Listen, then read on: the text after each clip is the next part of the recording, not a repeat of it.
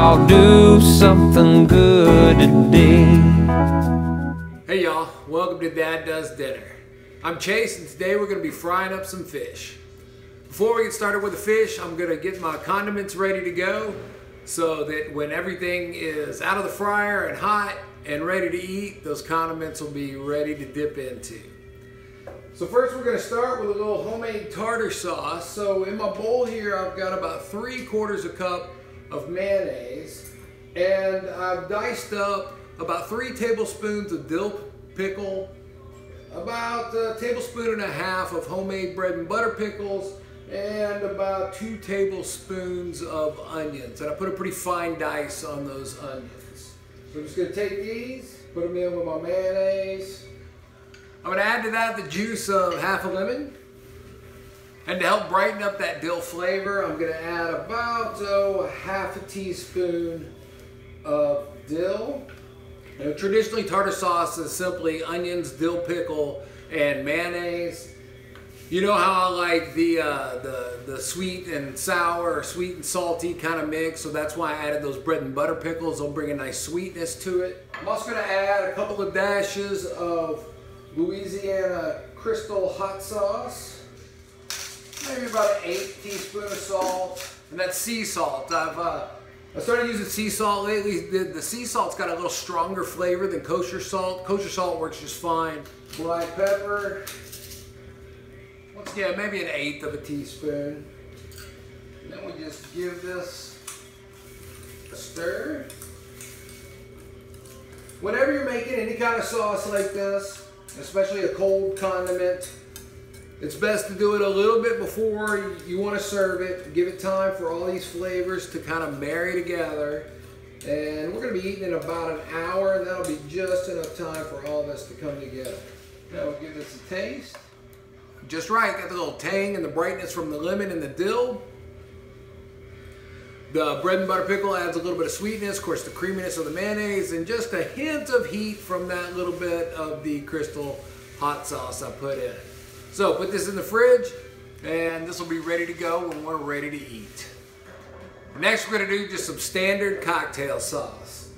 So in my bowl I've got about 1/3 cup of ketchup, and to this I'm going to add some horseradish. Now I like the boar's head horseradish. The horseradish you get, the best kind, is going to be in that refrigerated section in the deli. I like this a lot better than the horseradish that's in the condiment aisle of the grocery store that's not refrigerated. That just tastes a little more processed to me. It doesn't have as much of a punch to it, and it doesn't taste nearly as fresh as this. So I like a whole lot of horseradish. I love that you know, clear your sinuses horseradish burn that comes with it.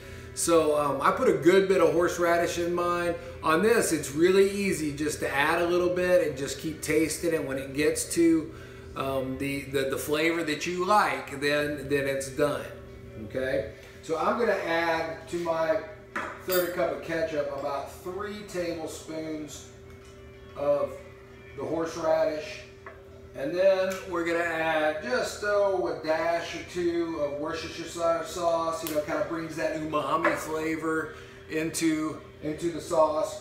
Add the juice of 1/2 lemon. So the lemon, it brings brightness, it brings freshness. Now trust me, this fish is going to be good enough to eat without any sauce, any kind of condiments.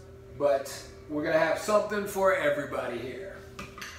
You know, I still have yet to perfect the art of talking while cooking, that's for sure. I talk, I cook, I talk, I cook, and it makes for a lot of awkward pauses. All right, so we give this a whisk and a taste.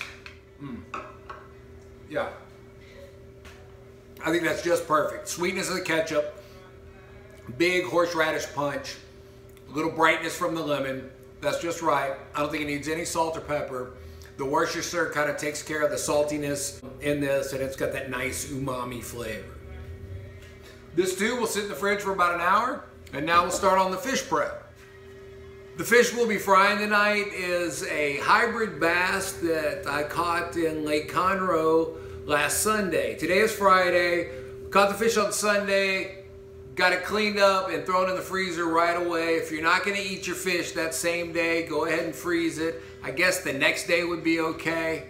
But you know, fish always wants to stay cold to stay fresh. Okay, so this was in the freezer. Pulled it out. Now the hybrid bass, they are bred specifically to taste good, and they are a cross between white bass and striped bass. And Texas Parks and Wildlife, they bred them together, stocked them in Lake Conroe, and gosh, we got into a whole mess of them on Sunday. I was on a charter on the lake through a friend of mine's boat club, and we spent 2 hours kind of looking for fish. I'm kind of like, what are we doing here? We finally found them, stopped, and filled up the boat. In 30 minutes, we all caught our limit of fish. So everything we caught was between 5 and 8 pounds, and it was a lot of fun. So when frying, you want things the same size that are going into your fry basket or into your pot if you're frying on the stove. So that's the first thing I'm going to do. I'm going to cut these into manageable sizes. You could fry a piece this big, but I'm going to cut this into 3 different pieces.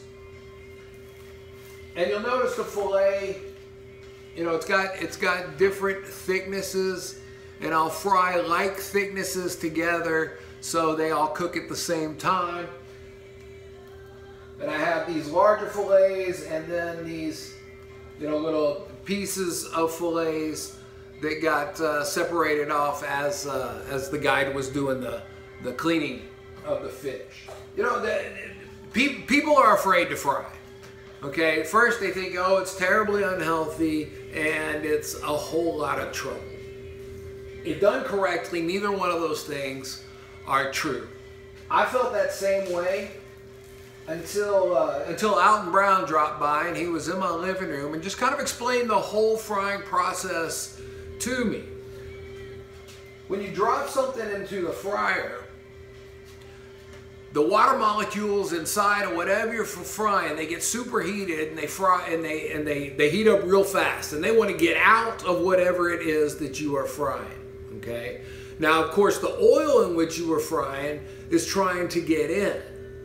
So at the right temperature, and that's the key to frying at the right temperature, that water that's in the meat that you're cooking comes out at about the same rate that the oil is trying to come in, and thus they meet right there on the outside of whatever it is you're frying, in this case fish, and that's where that cooking takes place, and you end up with something that's, you know, golden brown and delicious.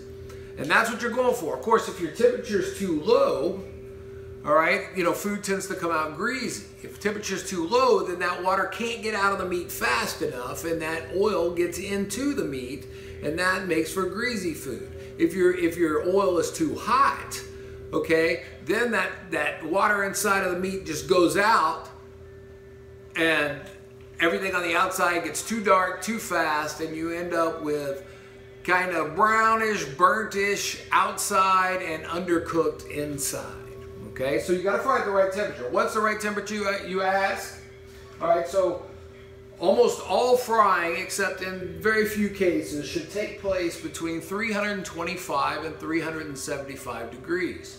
Now for this fish, we're going to go for 350 degrees, and that's going to work out just right. But really, anything on that scale from 325 to 375 will work out okay.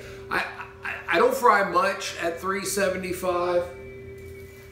If I'm doing homemade French fries from scratch, the second fry that I do on those will be 375, because all you're looking for on those is to get a quick brown crisp right there at the end. So that last video that I did on the roasted tomato sauce, you know, I watched it, and I did a whole lot of tomato cutting and a whole lot of talking, which I know my super fans, Emmy and Super Nate, liked, but perhaps somebody as impatient as my brother might not like. Anyway, as I'm watching and listening, I'm hearing myself saying, and you know, And every now and then, I get one of my ex-speech students that'll send me a note saying, Mr. Waits, you gotta cut back on the like, you know, and Because when I taught 8th grade speech at Jesuit High School in New Orleans, those were our red flag words. And anytime you said like, or you know, you were supposed to imagine like a red flag going up. And it's funny, in that class you'd see a lot of kids sitting there going like this every time somebody said it. But it was good training. You know, in that class I wasn't trying to make great public speakers. I was just trying to get them to be more thoughtful about their speech, get them a little more comfortable in their own skin. And anyway, we had a lot of fun in that class. The first day that I beat those 8th graders, we had 10-minute schedule day. And so at Jesuit High School, you had 8th grade through 12th grade. They started them out in 8th grade. You came in, and on that very first day, you kind of had a small orientation of 10 minutes with all of your classes. Of course, you know, they're 8th grade, kind of in high school, a little bit before they're ready to be in high school, so they're already nervous, and Jesuit's a pretty big deal school in New Orleans. And so the idea was to kind of warm them up. Well, you know, we always do things a little bit differently. So they would have seniors walking them around, and from class to class, making sure they all got to their class. Each one of them had a buddy. And when it came time for my class, they load them all in, and I'd grab one of the seniors and I'd say, go in there, tell them to be quiet, and just wait for me to come in. So they'd set that up for me, bell would ring, I'd go in quietly, and I'd walk up and down the aisles, take and roll, just checking names off. They had name tags, so I could see who they were.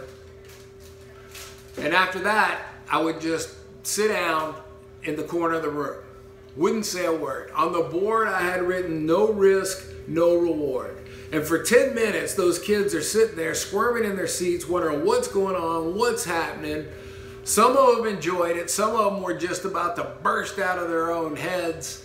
And most of them were kind of somewhere in the middle, like, dude, what is this all about? Well, they left there knowing, okay, this class is going to be a little bit different.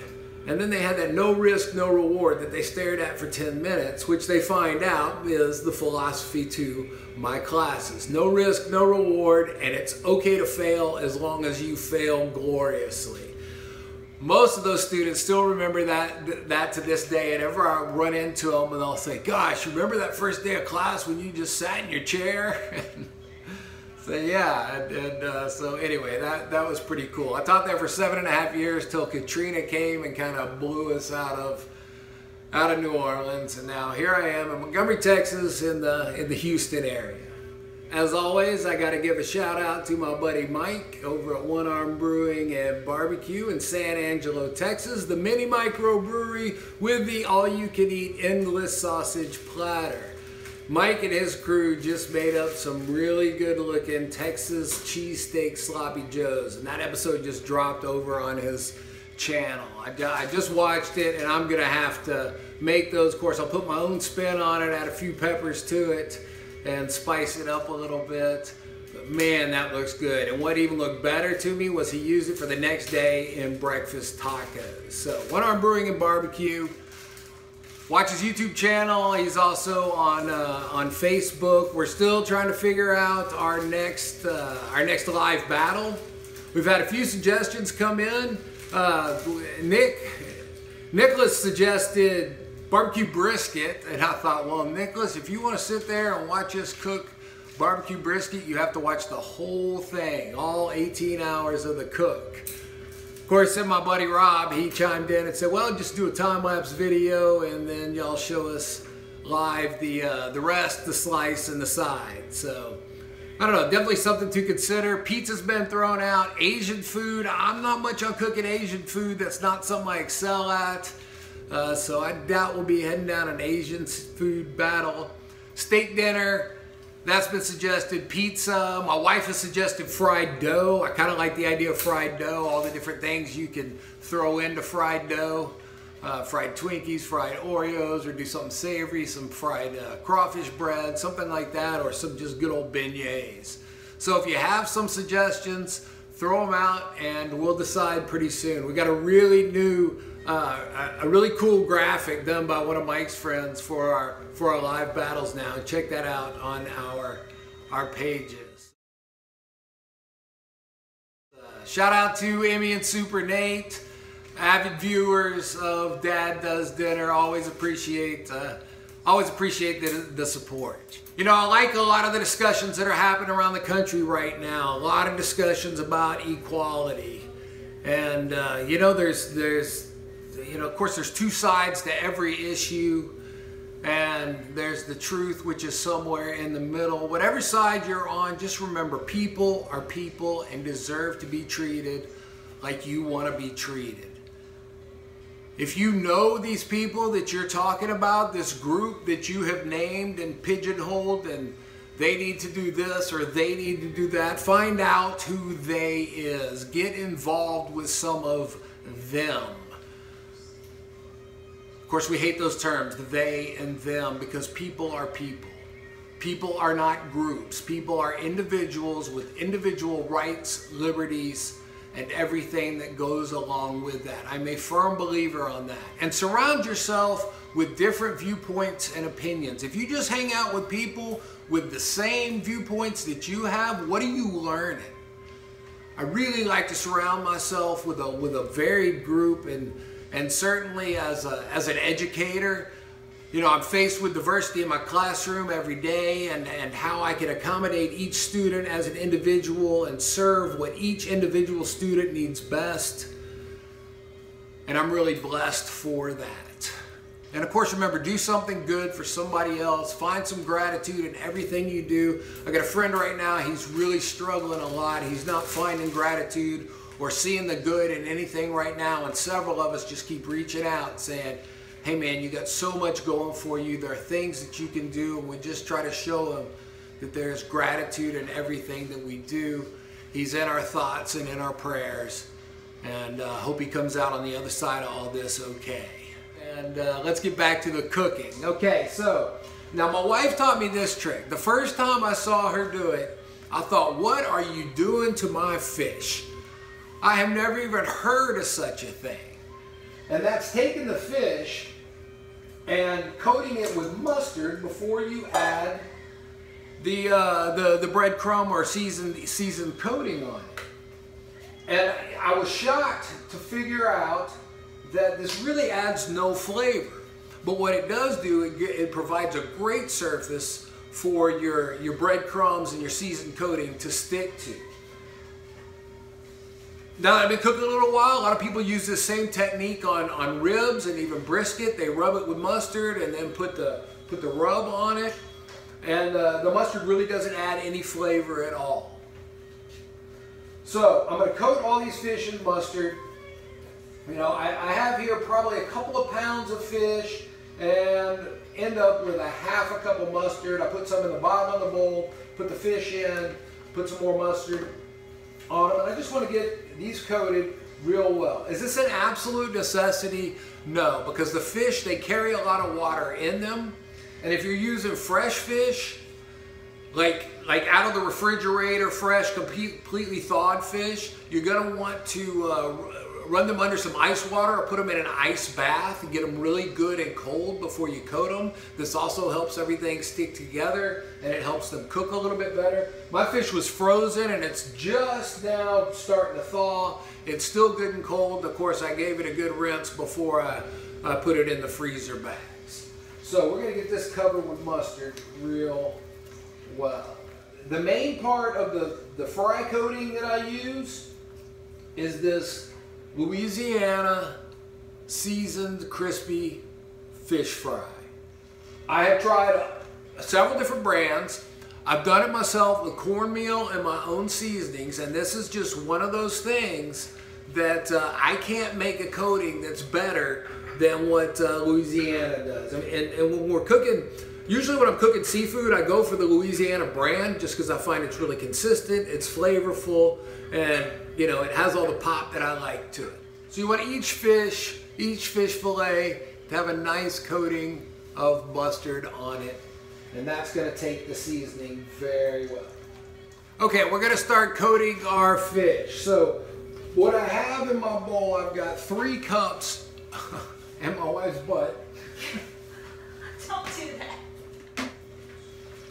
So the coating I'm using, this is 3 cups of Louisiana fish fry and 1 cup of panko. The Louisiana fish fry, it's already seasoned, all the seasonings in there that I need. The panko is there to add an extra crunch to it, and these are just the HEB plain panko. That's my wife, you see, making the cucumber tomato vinegar salad that we're gonna serve with this to add a little bit of freshness to it. Just take the fish, we're gonna cover it, make sure all sides are covered.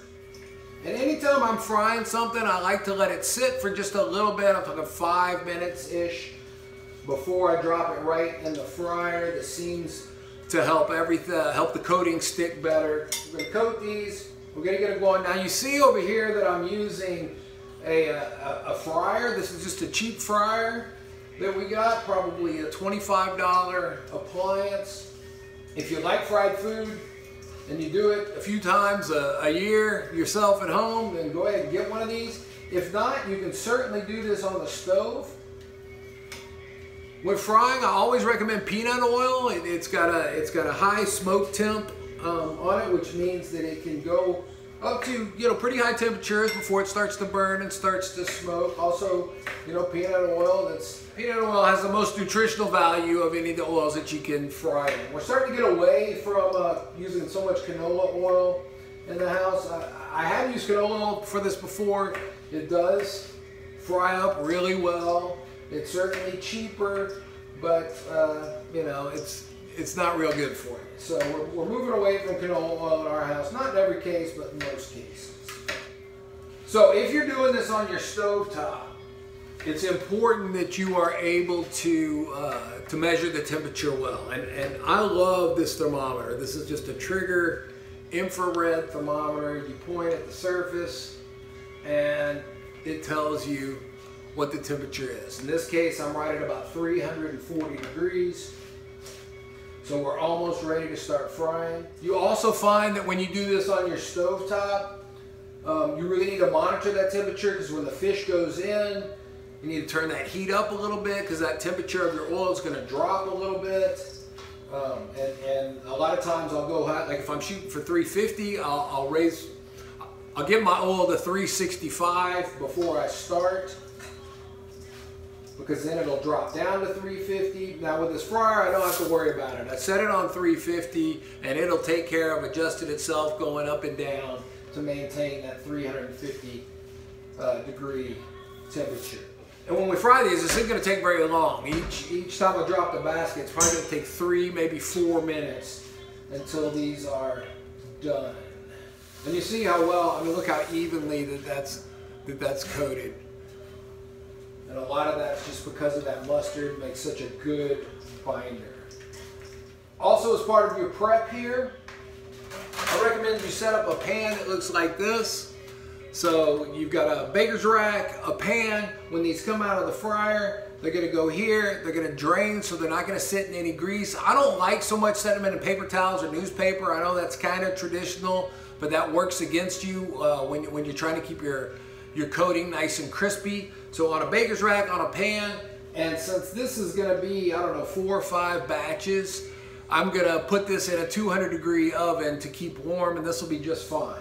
Now when all the fish is done, we're also gonna serve these with some French fries, and I'm just going with some good old-fashioned frozen crinkle cut fries. I know you're saying, oh, the horror, why aren't you making your own fries? Well, a couple of reasons. One, those crinkle cut fries are just kind of fun. When you fry them, they come out crisp and perfect. Now, to do your own homemade French fries, first you got to cut the fries, either with a fry cutter or with a knife. Then you need to fry them at a low temperature. And you're doing that so you can cook the potato. And that usually takes 6 or 7 minutes. And you pull it out, and I say low temperature, somewhere between 275 and 300. Then you pull them out, you let them sit for several minutes, you crank your heat up to 375, so now you've cooked the potato. Now with a 375, you're trying to crisp it up, And that whole process, it takes a while. It's definitely worth it, but I don't want to spend 30 minutes working on homemade French fries when the fish is the star of the show. I know you're thinking I'm making a lot of fish for just us and the boys. Well, tonight begins the celebratory weekend of my father-in-law, mother-in-law's 50th wedding anniversary. So they're coming over tonight to help eat some of this fish too. We'll have a little bit left over, and that'll be okay. I will eat this leftover the next day. The best way to heat up leftover fried fish, or kind of leftover fried anything, is in the oven or the toaster oven. We have a little toaster oven. I'll put that on the toast setting and let that go for about 4 minutes or something like that when I want to reheat these. And it still is nice and crispy, and you know, good to eat, especially on a fish sandwich with some of those bread and butter, homemade bread and butter pickles.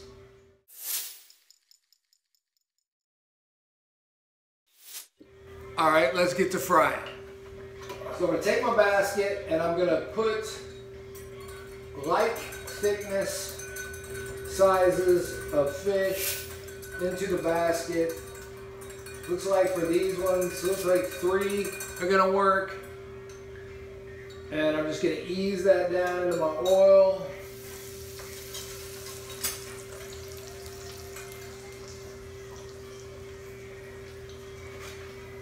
Put my cover on it. Gotta be safe, you know. And probably 2 to 3 minutes, that'll be done. If you're doing this on the stovetop with a pot, it's best to get you one of those splatter screens. As you can hear, that's really popping a lot, as a lot of that water inside of the fish is hitting the grease and it's making that popping noise, and that's where you end up getting burnt. Believe me, I know from experience. In fact, I got a burn right there from something I did the other night. So we're at about 2.5 minutes. Our fish looks beautiful. I'm gonna let that drain for a second, then I'm gonna pull this out and lay it onto my receiving pan. I just want to give you a close-up. Now look how good that looks. G-bad, golden brown and delicious. And now the receiving pan goes into the oven to keep everything warm. So if you're using a fryer basket, you know, after about a minute, you get them in, give the fryer basket a little bit of shake, and get those fish pieces to release off of the bottom of the basket, and that'll keep that coating from sticking to it. Don't do it too soon because it'll stick, and if you wait too long, it'll stick. Now, if you're doing this on the stove top, same thing. After about a minute, make sure it's not sticking to the bottom of the pot. Reach in there with your spider or your tongs to get it to release off the bottom. All right, I'm a little more than halfway through the cook, and I got to give one of these a taste. So you can see this is a white, flaky fish. This is screaming hot. Oh my God. Tastes just like fried fish is supposed to. It's really light, it's flaky, it's meaty, good crunch to it. These are gonna be good. Now I'm working on these smaller, thinner pieces, and these take about 1.5 minutes, real quick. After my obligatory taste test, I decided a little more salt was needed, so I just pulled that batch out of the fryer. Gonna hit them with a salt. You wanna salt these right out of the fryer if you can, or as long as they're still hot, that salt will stick to them. But so just a small pinch for each row here is what I've done. For that, I'm using the kosher salt, because the kosher salt is easier to sprinkle on like that. That sea salt in that grinder comes out with just a little bit bigger flakes, and I wanted the smaller size of the kosher salt. Our last batch of fish is going in, and then we'll do our French fries. The guests of honor have arrived. The fish is done. We're gonna do these fries pretty quick. The fries needed a hotter temp on the oil. Now with the fries, they're frozen, they're full of moisture, they want to splatter and pop, so you don't want to fill your basket much more than halfway full, and you just ease those fries down into the oil, give them a little shake, and cover them up. So on the fish, everybody always asks, well, does it taste fishy? Fish only tastes fishy for 2 reasons, okay? One is it was bad before you cooked it, and 2, you overcooked it. That's the only reason why fish should ever taste fishy. Fish should always just taste like meat. It should taste like the flavors that you added to it. But if it tastes fishy, something's going on there. All right, with the fries, just like the fish, after about a minute, give them a little shake. Make sure none of them are sticking to the basket. When they come out, hit them with some seasoning right away. We're gonna do this in a couple batches. One more batch and we'll be ready to eat. I'm finishing up the second batch of fries. The boys have already started to eat, so let's see what they think. All right, Peter, what do you think? I like it, it's good. You like it? It's good, Sawyer? It's all right. It's all right. Those are high marks coming from our boys. We'll take that. So how did it turn out? Delicious. I enjoyed it. Fish is delicious. That's good to hear. All right, I'm sitting down to eat. I like mine with just a little bit of hot sauce on it. And now I will give it a taste. That little bit of salt I added right after they came out of the fryer. Seasoned it up just perfectly. Of course, the hot sauce gives it a nice little kick. These little French fries, they're just fun to eat. They're crunchy. I don't know, they remind me of being a kid again. I think that's why I like them so much. So I'd say this is really successful. It's my first time frying this bass. I usually fry it and then I have a fish creole, which I'll do for y'all some other time. All right, y'all, do something good for somebody. We'll see you next time. Couple of quick notes. That ended up being the right amount of fish. We have 2 pieces left over. And I'm not a tartar sauce guy. I don't mind it, but I don't really like it. That tartar sauce with the lemon and the dill was really something special. I made it for my in-laws, and they were both really happy with it, said that was the best tartar sauce they'd ever had. I don't think they were just being nice. I think it's pretty damn good. So give that tartar sauce a try. See y'all next time. Let's all do something good today.